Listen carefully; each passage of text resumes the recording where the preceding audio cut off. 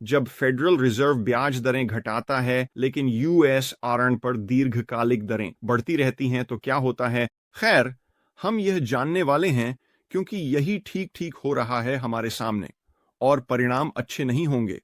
यह परिदृश्य federal reserve को मात्रात्मक सहजता फिर से शुरू करने के लिए मजबूर कर सकता है, जिसका सोने, चांदी और यूएस डॉलर पर महत्वपूर्ण प्रभाव पड़ेगा। आज हम यह समझेंगे कि फेडरल रिजर्व को इस स्थिति में क्यों मजबूर होना पड़ सकता है, कौन सा संकट इस तरह के कदम को उचित ठहरा सकता है, और क्यों कीमती धातुएं एक विस्फोटक रैली के कगार पर हो सकती हैं। तो चलिए शुरू करते हैं। क्या आप जानते हैं कि एसडी बुलियन 2024 जीवन का पेड़ चांदी के सिक्कों का एक विशाल बॉक्स दे रहा है? आज ही sdbullion.com स्वीपस्टेक्स पर साइन अप करें। हे सभी स्मार्ट सिल्वर स्टैकर यहाँ, आशा है कि आप ठीक हैं। तो आज हमें यूएस आर्न संकट और विशेष रूप से इसके बारे में बात करनी है। दीर्घकालिक यूएस आर्न पर बढ़ती ब्याज दरें, क्योंकि यह यूएस ट्रेजरी और फेडरल रिजर्व के लिए एक वास्तविक समस्या है। बिल्कुल, आप जानते हैं संभवतः कि फेडरल रिजर्व ने अपने सितंबर एफओएमसी बैठक में ब्याज दरों में कटौती करना शुरू किया। फेडरल रिजर्व ने संघीय फंड दर को 50 आधार अंकों से घटाया, और फिर भी यदि आप 30 वर्षीय यूएस ट्रेजरी के यील्ड का चार्ट देखें तो आप देख सकते हैं कि तब से यह लगातार बढ़ रहा है। और मुझे विश्वास है कि दीर्घकालिक यूएस आर्न पर ब्याज दरें दो कारणों से बढ़ रही हैं। पहला यह है कि संघीय घाटा विशाल अनुपातों में बढ़ गया है, प्रतिवर्ष कई ट्रिलियन डॉलर के घाटे। और इस बिंदु पर मूल रूप से आर्न बाजार सभी यूएस ट्रेजरी के कारण संतृप्त हो गया है जो इसमें बेचे गए हैं। ट्रेजरी बाजार किसी अन्य बाजार की तरह है, यहाँ आपूर्ति डिमांड की गतिशीलता है। यूएस ट्रेजरी के दृष्टिकोण से जब आप यह सभी आर्न बेच रहे हैं तो आपको खरीदारों को आकर्षित करने के लिए उपज बढ़ानी होगी। जितना अधिक आर्न आप बेचते हैं, यदि आप ट्रेजरी हैं और 30 साल के ट्रेजरी बेचना चाहते हैं तो खरीदार उन्हें 4% पर खरीदेगा। लेकिन आप पूल समाप्त कर लेते हैं तो आपको अतिरिक्त निवेशकों को आकर्षित करने के लिए प्रस्ताव को आकर्षक बनाना होगा। तो आप इसे 4.1 तक बढ़ाते हैं और यह खरीदारों को आकर्षित करता है। यह एक सीमित संख्या है। यदि अधिक आर्न बेचने के लिए तो आपको उपज को और बढ़ाना होगा, और यही तब होता है जब आर्न बाजार संतृप्त हो जाता है। ऋण आप बेचते हैं उतनी अधिक उपज बढ़ानी पड़ती है। और इसके अलावा भविष्य की मुद्रास्फीति की अपेक्षाएं इन उपजों पर प्रभाव डाल सकती हैं।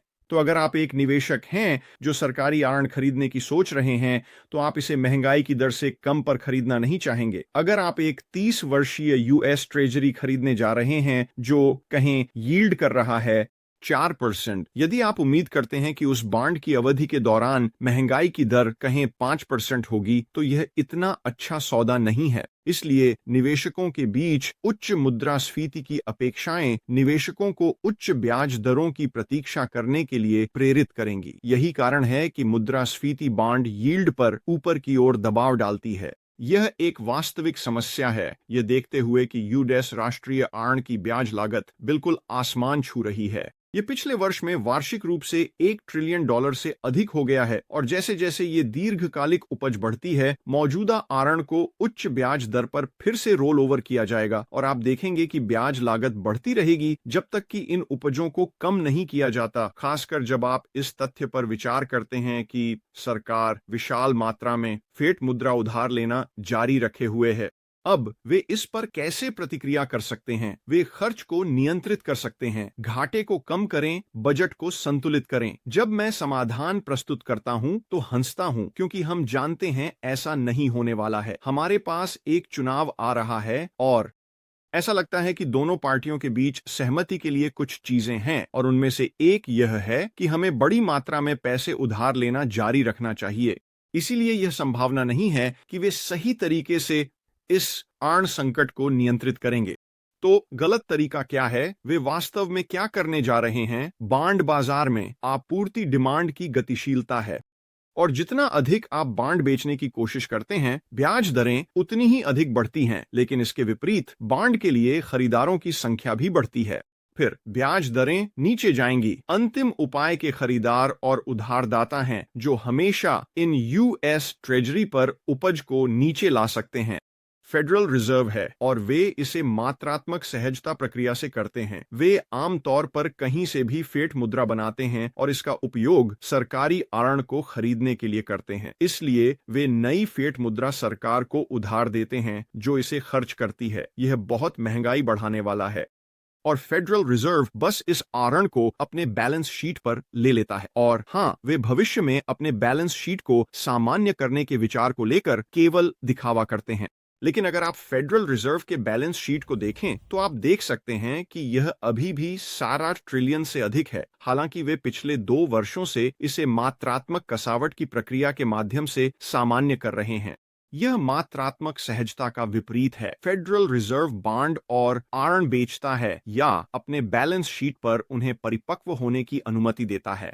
और यह तथ्य कि वे स्पष्ट रूप से इस मात्रात्मक कसावट के कार्यक्रम को जारी रख रहे हैं, यह भी यह समझाने में एक भूमिका निभा सकता है कि यील्ड क्यों बढ़ रही हैं। तो मेरी भविष्यवाणी है कि बहुत जल्द फेडरल रिजर्व फिर से आरण को मौद्रिक बनाने शुरू करेगा, क्योंकि वास्तव में कोई विकल्प नहीं है। अन्यथा राष्ट्रीय आरण पर ब्याज की लागत नियंत्रण से बाहर जा सकती है। लेकिन उनके लिए यह एक शून्य में करना बहुत कठिन होगा, क्योंकि जबकि निवेशक और सरकारें मात्रात्मक सहजता QE को पसंद करते हैं क्योंकि यह बड़े संपत्ति बुलबुले को इन्फ्लेट करता है, वे इसके साथ आने वाली महंगाई को पसंद नहीं करते। और एक ऐसी जनसंख्या के साथ जो अब मुद्रा अवमूल्यन के बारे में पहले से कहीं अधिक जागरूक है, भले ही उन्हें यह विश्वास दिलाने के लिए प्रचारित किया गया हो कि महंगाई किसी भी चीज का परिणाम है सिवाय मौद्रिक नीति और घाटे के खर्च के, फेडरल रिजर्व को अधिक धन प्रिंट करने के लिए किसी प्रकार का कवर चाहिए होगा। अब यह किस रूप में प्रकट होने वाला है? खैर, निश्चित रूप से एक व्यापक आर्थिक मंदी इसका कारण बन सकती है। आप 2008 की तरह एक क्रेडिट मार्केट फ्रीज देख सकते हैं। शायद यह किसी प्रकार का भू राजनीतिक संघर्ष होगा या फिर हमारे भू राजनीतिक प्रतिकूलों द्वारा समन्वित आरण डंप। चीन, जो लगभग $1 ट्रिलियन के यूएस ट्रेजरी पर नियंत्रण रखते हैं, यह उनके लिए राजनीतिक रूप से एक अच्छा कवर होगा।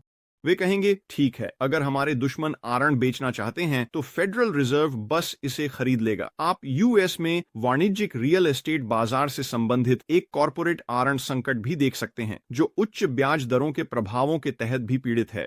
यह बैंकिंग क्षेत्र के तनाव का संकेत हो सकता है। उदाहरण के लिए, पिछले वर्ष मार्च 2023 में जब हमारे पास बैंक विफल हो रहे थे, उसे याद करें, और यह कम लाभदायक आरण की खरीद का परिणाम था। फिर ब्याज दरें बढ़ने लगीं और जैसे जैसे ब्याज दरें बढ़ती हैं, मौजूदा आरण जो कम ब्याज दर देता है उसकी मूल्य हानि होती है। और जो हमने देखा, इन बैंकों में कम लाभदायक यूएस आरणों का भारी भंडार था जिसे फेडरल रिजर्व के पिछले प्रोत्साहनों के दौरान खरीदा गया था, जिसने ब्याज दरों को इतना कम कर दिया था। और यह फेडरल रिजर्व के हस्तक्षेप जैसे मात्रात्मक सहजता QE के परिणाम है। यह केवल संपत्ति के बुलबुले पैदा करता है और कई गलत निवेश का परिणाम बनता है, जैसे कि उन बैंकों के मामले में। लेकिन यह एक अलग विषय है। एक अन्य वीडियो के लिए आप यह भी देख सकते हैं कि राज्य या स्थानीय सरकारें वित्तीय तनाव का सामना कर रही हैं, क्योंकि उनके पास फेडरल रिजर्व और संघीय सरकार मिलकर पैसे छापने की विलासिता नहीं है। इसलिए आपको ब्याज दरों को कम करने हो सकता है ताकि दबाव घटे। एक वैश्विक आर्थिक मंदी हो सकती है और वे हमें मुद्राएं छापकर अर्थव्यवस्था को प्रोत्साहित करने की आवश्यकता है। यह समस्या का समाधान करने वाला माना जाता है, लेकिन अगर कुछ और नहीं होता, यूएस राष्ट्रीय आरण पर हमेशा आसमान छूती ब्याज लागत होती है जो अपने आप में एक संकट बन जाएगी। पहले से ही राष्ट्रीय आरण पर ब्याज की लागत संघीय बजट में तीसरी सबसे बड़ी वस्तु है और वर्तमान प्रवृत्ति यह जल्द सबसे बड़ा खर्च बन जाएगा। फेडरल रिजर्व ने पहले ही ब्याज दरों में कटौती करना शुरू कर दिया है, इसलिए यह केवल समय की बात है कि वे फिर से शुरू करेंगे QE। लेकिन इसका सोने और चांदी के लिए क्या मतलब होगा? खैर, इस पर विचार करें। पिछले वर्ष में सोने और चांदी की कीमतें क्या कर रही हैं, इस पर नजर डालें। दोनों धातुएं 40% बढ़ी हैं। मुझे सही संख्या नहीं पता, लेकिन यह फेडरल रिजर्व द्वारा मात्रात्मक कसावट के दौरान है। कल्पना करें कि जब फेडरल रिजर्व को QE फिर से शुरू करने के लिए मजबूर होना पड़ेगा तो कीमती धातुओं की कीमतों में क्या होगा? वे विस्फोटक हो जाएंगे। लेकिन मैं चुनाव के परिणाम के बारे में एक त्वरित चेतावनी देना चाहता हूं। बस कुछ दिन पहले डोनाल्ड ट्रंप ऐसा लग रहा था कि सट्टेबाजी के आंकड़ों में उन्हें भारी समर्थन मिला था।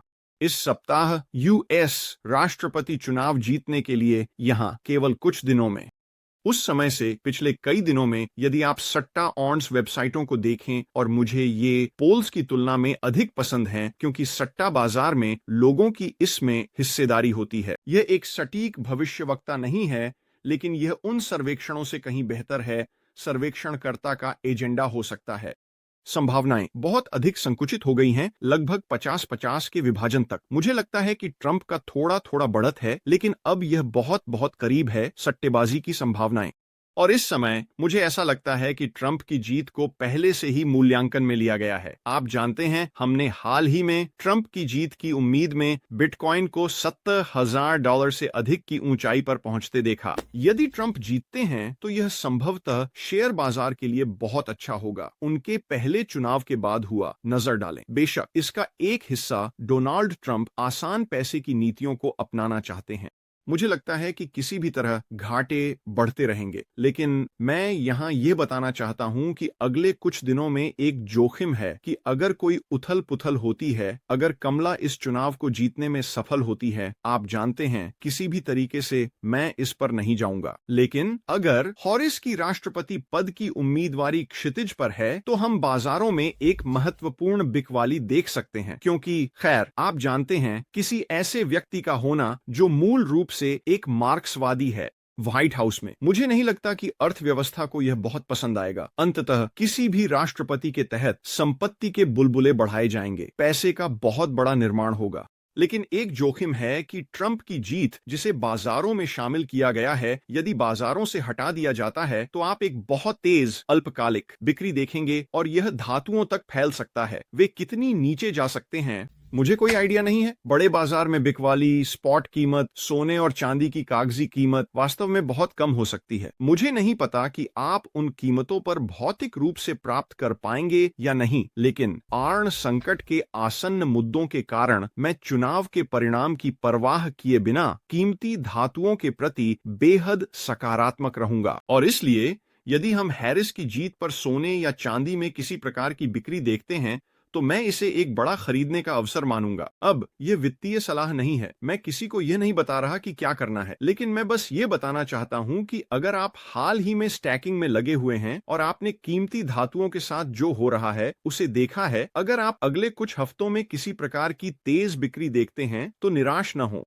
कमजोर हाथ मत बनो। मैं किसी को यह नहीं बता रहा कि क्या करना है। मुझे लगता है कि कुछ लोग धातुओं में अपनी स्थिति को तरल करने के लिए ललच सकते हैं यदि हमें बिक्री का सामना करना पड़ता है। और मैं बस ये बताना चाहता हूं कि मैं एक ऑन्स नहीं बेचने वाला हूं, लेकिन खैर इस अपडेट के लिए इतना ही काफी है। धन्यवाद सभी को देखने के लिए। मुझे बताएं कि आज के वीडियो में हमने जो विषय कवर किए हैं उनके बारे में आप क्या सोचते हैं नीचे टिप्पणियों में, और मैं अगली बार आपसे मिलूंगा। धन्यवाद सभी को देखने के लिए। स्मार्ट सिल्वर स्टैकर बाहर।